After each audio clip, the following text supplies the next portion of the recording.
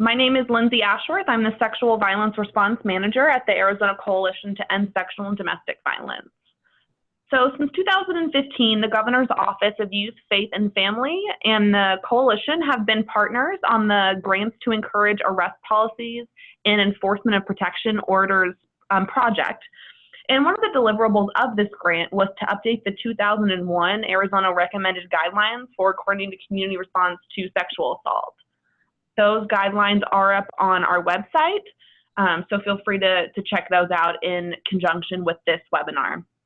So this webinar is the Crime Lab response to adult sexual assault, and the purpose of this webinar and of the guidelines in general is to serve as a guide for communities to make their own protocol to adult sexual assault.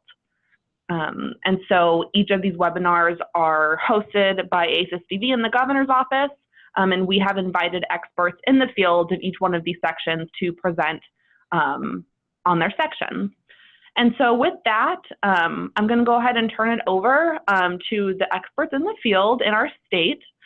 So I'll go ahead and turn it over. It's all you, Jody. Good afternoon, everyone. My name is Jody Wolf, and I am the Crime Laboratory Administrator for the Phoenix Police Department's Crime Laboratory. And we welcome you this afternoon for our discussion on the Crime Laboratory's response to adult sexual assault in the state of Arizona. And as Lindsay mentioned, we've been working on this since about 2015 in a collaborative effort with our partners within the criminal justice community. And I'd like to have all of our other experts introduce themselves as well. Hi, my name is Kelly Raley, and I work at the Arizona Department of Public Safety Scientific Analysis Bureau, and I'm a DNA casework unit supervisor here. Hello, my name is Grant Blancic. I also work here at the Arizona Department of Public Safety Scientific Analysis Bureau, and I too am a DNA casework unit supervisor. Hi, my name is Debbie Kennedy. I also work for Arizona Department of Public Safety in the Scientific Analysis Bureau, and I'm the state CODIS administrator. Thank you for everybody for introducing themselves. Let's take a look at what our topics for today's webinar is going to be. It includes the 4 aspects of the laboratory testing of sexual assault evidence. This includes case acceptance, screening, DNA testing, and CODIS entry. And then we'll conclude our discussion today with a look at turnaround times for the testing of this evidence. These guidelines are not all inclusive of every scenario that may be encountered in casework or by any individual laboratory. Each laboratory is going to have their own policies and procedures, and they're going to be accredited to international standards and adhere to the FBI's National DNA Quality Assurance Standards. I'd like to point out that the sources we used for the development of these guidelines are publicly available, and they include the National Institute of Justice's National Best Practices for Sexual Assault Kits, a Multidisciplinary Approach, and the Scientific Working Group for DNA Analysis Methods, Guidelines for the Processing of Sexual Assault Kits in the Laboratory. So looking at case acceptance, forensic laboratories must remain independent and neutral when evaluating evidence items to test and methodologies to use. Forensic laboratories, like many other agencies, have limited resources, and so we look to case acceptance policies and guidelines to help us utilize those limited resources in the most effective manner. These are a mechanism to accomplish effective ways to utilize those resources, and it's a method to determine what will or may not be tested in general by a laboratory, and also to determine the priority of that testing. Each laboratory should have a case acceptance policy. This is a collaborative effort between the laboratories and those agencies that they serve. In the analysis of sex crimes evidence kits, which we utilize the acronym SCEK, should generally be a high priority. Now, as I mentioned, these are guidelines, and exceptions to these guidelines should be a collaborative effort between the laboratory and its stakeholders. And as you hear us talk throughout this afternoon, you'll hear us utilize those terms quite a bit: collaborative and partnership, and working together to achieve the best outcome for each individual investigation. And so as we look at continuing with our discussion of case acceptance, as I mentioned, we'll look at establishing a limit to the number of items to be tested. Now, this limit is not a hard limit. Again, it is a place to start in the approach and the scientific methodology to look at how we test evidence. It's based on the results of our scientific testing, the medical reports, and law enforcement reports to help inform this collaborative approach in the development of answers to inform that investigation as it moves forward. Our primary purpose for the testing of evidence is to develop a DNA profile that will help inform the stakeholders associated with that particular investigation. Additionally, we don't want to overtest. So in other words, we want to be able to preserve sample as much as possible. And the reason this is important is because technology develops and progresses. And so DNA methodologies are a relatively new forensic technique when you compare it to other forensic techniques that are available.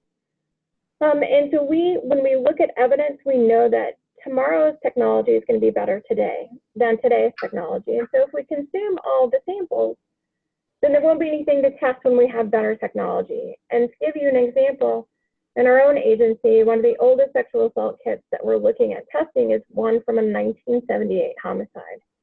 Well, DNA technology didn't even exist in 1978. And so if we'd consumed all the sample in 1978 with 1978 technology, there wouldn't be anything to test for us today. And so it's important to test smartly and wisely and not to overconsume those samples. In addition, we want to collect reference samples and have those submitted by the investigating agency so that we can provide a complete scientific answer back to them with regard to the testing of that sexual assault kit evidence. And the reason this is important is because the crime scenes involved in this type of case are humans. We're looking at utilizing human identity testing to provide those answers. And so it's typically the transfer of biological materials from one human to another human that are of interest. And so in order for us to be able to provide a complete answer back to the investigating agency, we need the submission of standards, what we call DNA standards or reference samples, in conjunction with the crime scene evidence or the sex crimes evidence kit or SCEK or sexual assault kit. We have lots of terminology that describes that type of evidence. And so we want reference samples from the individuals involved in that particular investigation so that we can provide a complete answer. This means we need reference samples submitted from the victim, from any consensual sex partner that victim may have, as well as any investigative leads or suspects. Because we encounter mixtures, which I know that Kelly and Grant will talk about in more detail as we progress, we want to be able to have reference samples to be able to compare that information to so that we can provide a complete answer, as well as be able to make informed decisions about what we can do with the profiles that are developed, such as enter it into CODIS, and Debbie's going to talk about that a little bit later. So let's move on and explore a little bit more about our objectives. Well, when we test crime scene evidence, in particular for our topic today, sexual assault evidence and SCEK, we're looking at developing a DNA profile. This is used to identify individuals, as I mentioned previously, where we're comparing the DNA profile from a crime scene sample back to the victim, suspect, or any other individuals related to that particular investigation. This does provide tangible evidence that can inform that investigation so that it can continue to move forward through adjudication. DNA can't, however, prove consent. It can't prove the commission of a sexual assault or when something happened. Remember, this is human identity testing, so we're simply looking to contribute to the source of the identity of that particular biological sample. So how do we prioritize these cases? As Lindsay alluded to and I talked about a little bit, this has been something that has been of interest for the criminal justice community for the last several years. And because it's been of interest, it's an important societal issue, and so the testing of sex crimes evidence kits is a priority for all of us. There has been not only a state effort, but a national effort, and within the state of Arizona, just this past year, we passed 2 House bills, which resulted in Arizona Revised Statute 13-1426. And this state statute addresses how medical and criminal justice community will work together to ensure we are being responsive to sexual assault victims. It really describes the overall process for the collection of sex crimes evidence by medical professionals, the transfer of that evidence to law enforcement agencies, the law enforcement agency's responsibility to submit those sexual assault kits to accredited laboratories for the testing, and timelines associated for the transfer of that evidence so that we can be responsive to the community in the investigation of these crimes. ARS 13-1427 is another statute that was recently passed this past year, that talks about the annual accounting of all law enforcement agencies' responsibility to report back to state government the number of sexual assault kits that were collected in that year and submitted to a laboratory for testing. Now, there may be cases in which a law enforcement agency may collect a kit, but that it may not get submitted to a laboratory, and they are responsible for also providing a reason as why any kit may not be submitted to a laboratory. And so you may ask yourself, why wouldn't a kit get submitted to a laboratory? Well, in the state of Arizona, and for CODIS eligibility purposes, which Debbie will talk about a little bit later on, is that there actually has to be a crime committed. And so if there's evidence that demonstrates a crime was not committed, although a kit was collected, those kits will not be submitted to a laboratory. What kind of evidence would demonstrate a crime didn't occur? An example would be video evidence. So a victim reports that a crime occurred in this location, which was under video surveillance, and they have evidence, actual evidence that a crime did not occur. So that might be an example of in which a crime or a kit was not submitted to the laboratory. So this sets our foundation for how we get evidence into the laboratory from the medical professionals who collect the evidence, who give it to law enforcement, and then submit it to the laboratory for testing. So what do we do once we have the kit? Well, the first step is screening, and Kelly is going to talk about that process next. Okay, so I'm going to touch on screening of the sex crimes evidence kit, or SCEK as Jody called it. But before I do that, I'm going to just talk about how the kit gets submitted to the laboratory.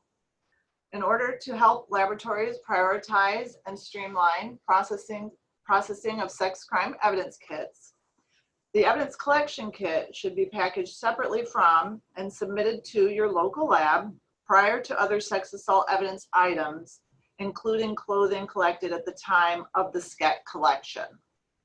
Depending on the facts of the case, there may be other evidence the investigator has deemed highly important, such as a condom, clothing, or bedding. If so, it is fine to bring that evidence to the lab as well, making it clear upon submission the importance. However, the collection kit should still be packaged separately from this evidence. In doing so, that helps the laboratory streamline the processing of that kit.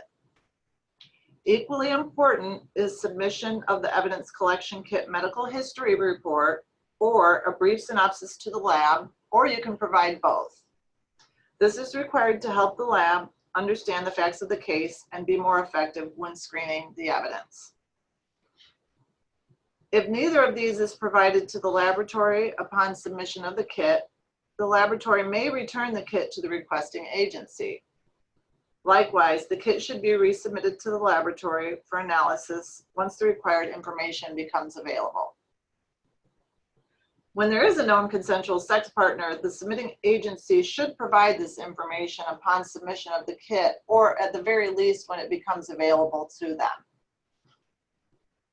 Once screening of the evidence collection kit can begin, the swab samples should be screened through a Y screening or direct DNA approach.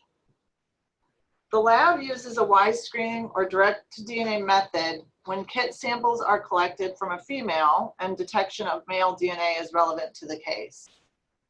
The kit samples are directly taken through steps in the DNA testing process that determine whether a detectable amount of male DNA is present. The information obtained from the male testing allows the lab to triage the best swab samples from the kit, complete DNA typing, and screen out swabs that may have no male DNA. Traditional serology screening may be done in lieu of Y screening when the kit has been collected under alternative case scenarios such as a male-on-male assault. This type of screening uses presumptive color and confirmatory testing to identify the presence of semen or sperm, or it may also help identify other bodily fluids relevant to the case. In summary, one process uses DNA to screen the kit samples, whereas the other uses traditional serological processes to screen and only identifies bodily fluids and not DNA. When there is non-kit or non-SCEK sex assault evidence, and maybe there is no kit for that case, screening of other types of sex assault evidence will be performed as needed and in collaboration with criminal justice stakeholders. The laboratory may triage any non-kit evidence based on the results of the previous kit analysis results, sexual assault history information, or in consultation with criminal justice stakeholders. Screening will generally be performed using traditional methods. So in that, I would like to turn it over to Grant so he can talk to you a little bit more about DNA testing. All right, now I'll take us through the DNA testing process, which includes 4 main steps, which are extraction, quantitation, amplification, and finally DNA typing. The first step of the DNA process is called extraction, and its function is to remove the DNA from the evidence that's being tested. For example, DNA analysts could be provided with a blood stain that's been collected from someone's clothing or from a crime scene, and a portion of that stain would be cut to fit into a tube like the one pictured here. Chemicals are then added, and the tube is heated for a period of time, usually about an hour. The combination of heat and chemicals work together to remove any cells that are present in the sample and break them open to release their DNA. After this process is complete, the cutting can be removed from the tube, and you're left with a liquid DNA sample. This method is used throughout all crime labs, but the exact method and chemicals may differ slightly, and it may or may not involve robotics.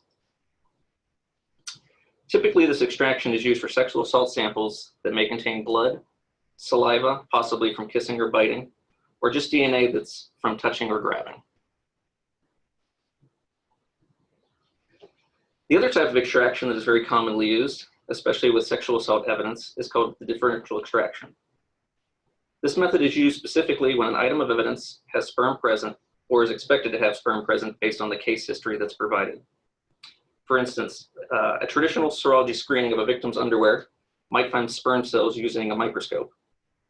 Or instead, a DNA analyst may encounter a victim's vaginal swab suspected to contain sperm and decide to directly proceed with a differential extraction. This extraction is referred to as a differential extraction because it separates or differentiates sperm cells from all other non-sperm cells that may be present, otherwise known as epithelial cells. Since intimate sexual assault samples almost always have epithelial cells present from the victim, this separation is very useful for isolating DNA that's just from the sperm. So what's so special about sperm? They have a strong outer layer or membrane, and this prevents their DNA from being removed using a regular extraction. So how do we separate the sperm cells from the non-sperm cells? Let's have a look.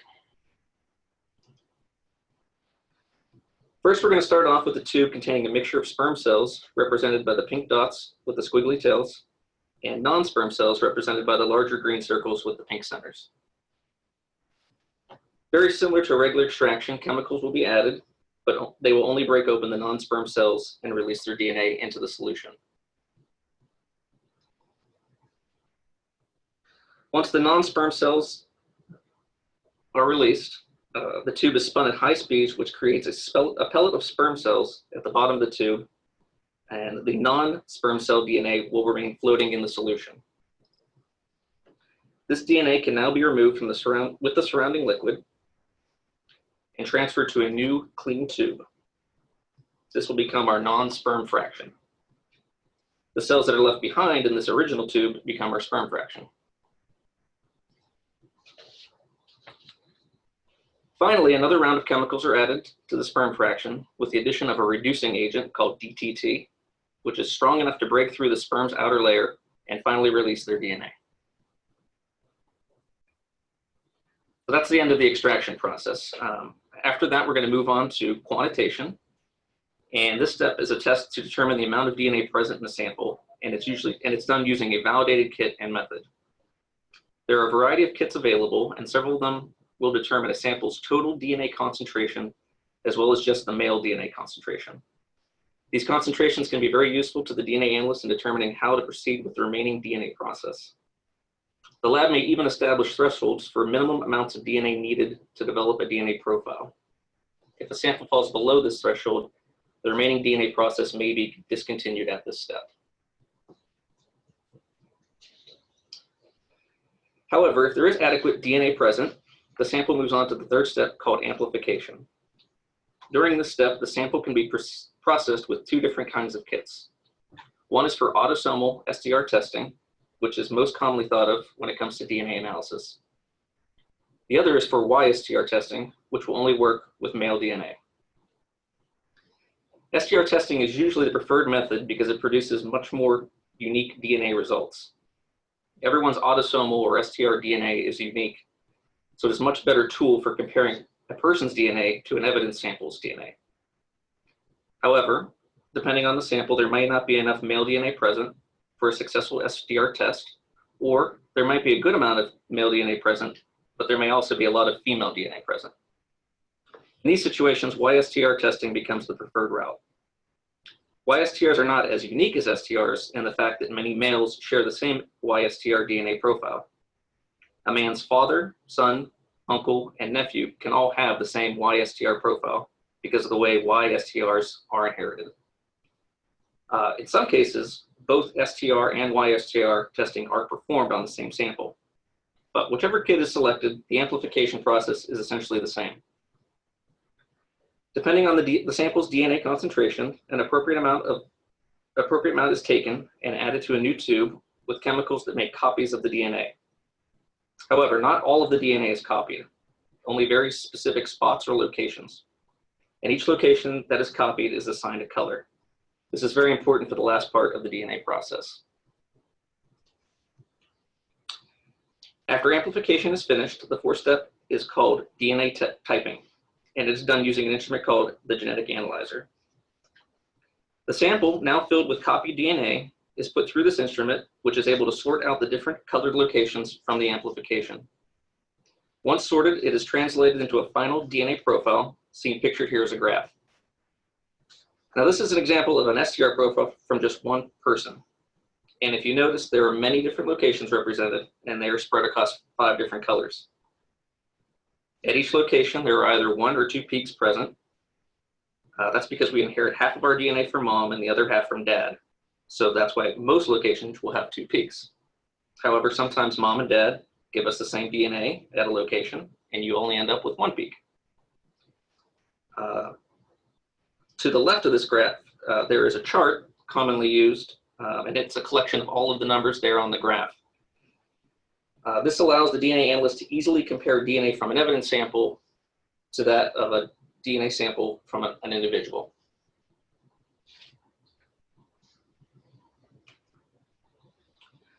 Once all the samples have undergone DNA analysis in a case, their profiles can be assessed and compared to see if any samples match or do not match. And another way of saying do not match is called an exclusion.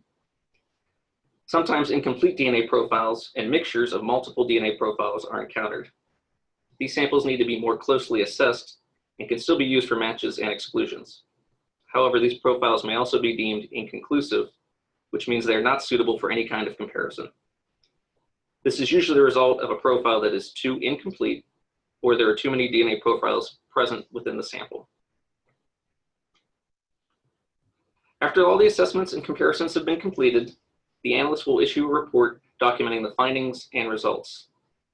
This report may include the detection of male DNA, if the Y screening method was used, the development of an unknown probative DNA profile, and the entry of any CODIS eligible profiles. However, most reports will also include any matches and/or exclusions when it's appropriate. Before the release, all reports and results go through a technical administrative review process to ensure the accuracy of these results and that all lab protocols have been adhered to. The laboratory will only release results and provide copies of the reports to approved criminal justice stakeholders like the requesting law enforcement agency, the prosecutor's office, and possibly the assigned defense attorney. Analytical results will not be released directly from the lab to the victim's advocate, or any other interested private party. Next, I'll turn it over to Debbie, and she can talk to us about CODIS. Okay, so once a profile is developed, it needs to be determined whether it is eligible to go into CODIS. So what is CODIS? CODIS is an acronym that stands for the Combined DNA Index System. It is the term used to describe the software program supplied by the FBI to crime laboratories. This system houses DNA profiles developed from crime scenes, such as forensic profiles.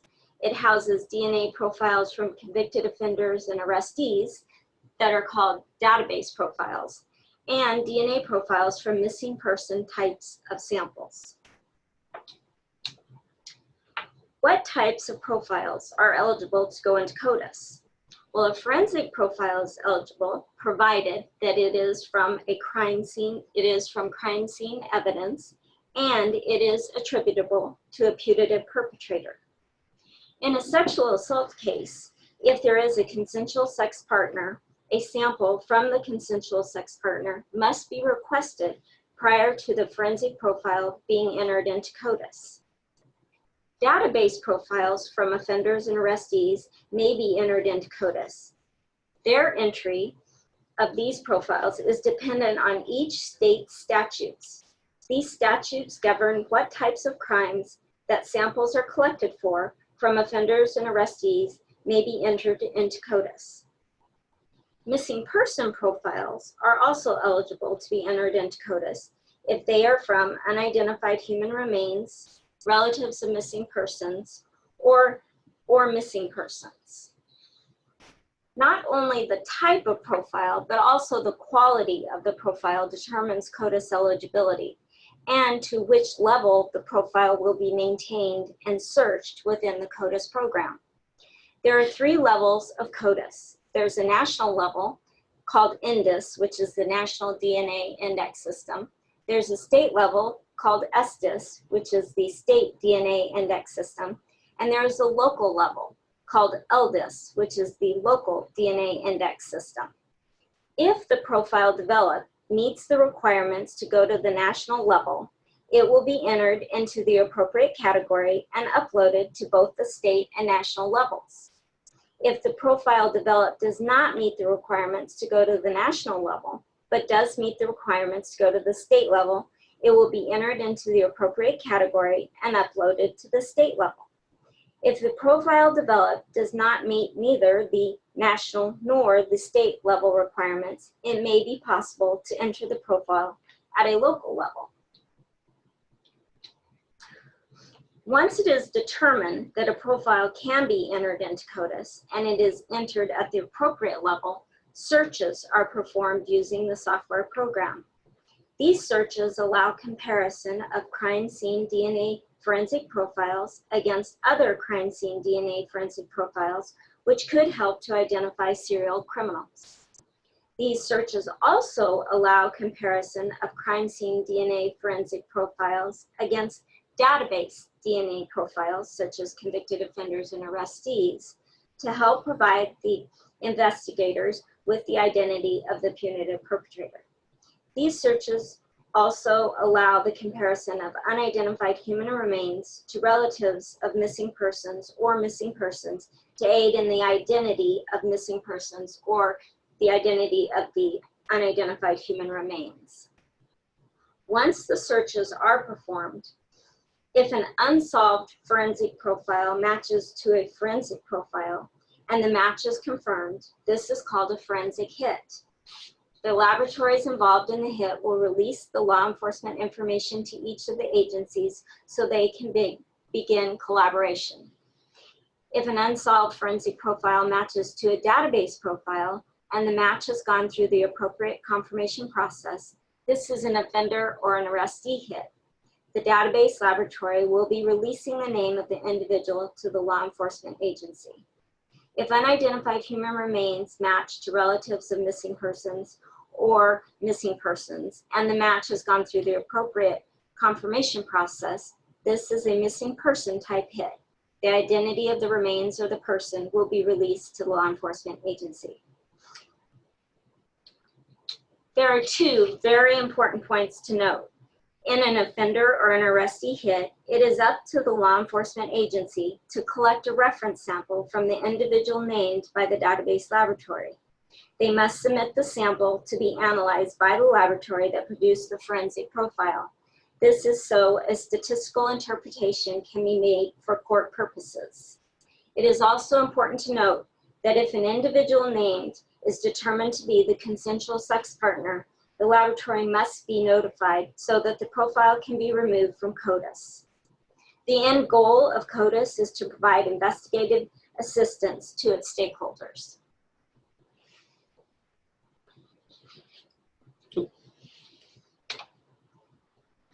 And with that, I'm going to turn it back to Jody. Thank you. So we're going to, our final topic for discussion this afternoon is turnaround time. And turnaround times for the analysis of a SCEK is defined as a time from when the laboratory request for the analysis of a SCEK is received by the laboratory to the release of a finalized laboratory report to criminal justice stakeholders. Both the volume of the SCEK submitted to the laboratory and the laboratory's corresponding analytical capacity will dictate a laboratory's ability to complete the analysis of the SCEK within a specified time limit.